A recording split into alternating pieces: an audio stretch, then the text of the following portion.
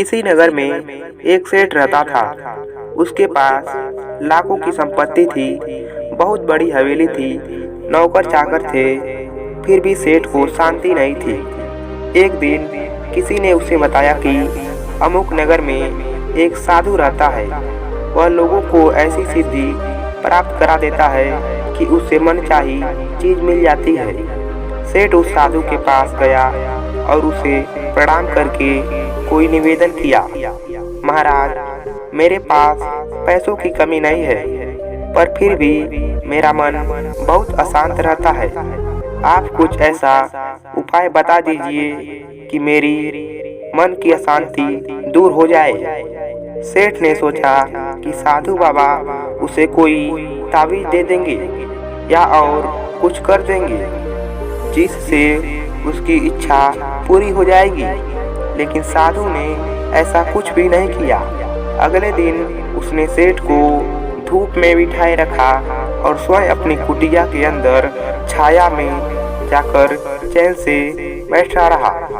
गर्मी के दिन थे, सेठ का बुरा हाल हो गया। उसे को ब्रह्मा गुस्सा आया, पर वह उसे चुपचाप पी गया। दूसरे दिन साधु ने कहा, आज तुम्हें दिन भर खाना नहीं मिलेगा। भूख के मारे दिन भर पेट में चूहे कूदते रहे। अन्न का एक दाना भी उसके मुंह में नहीं गया। लेकिन उसने देखा कि साधु तरह तरह के पकवान उसी के सामने बैठकर बड़े आनंद से खाएं। सेठ सारी रात परेशान रहा। उसे एक क्षण को भी नींद नहीं आई।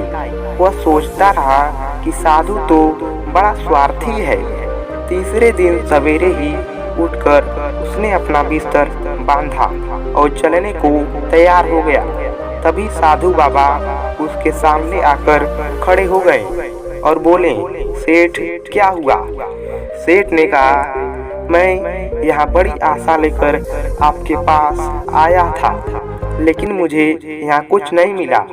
उल्टे ऐसी मुसीबतों उठानी पड़ी जो मैंने जीवन में कभी नहीं उठाई।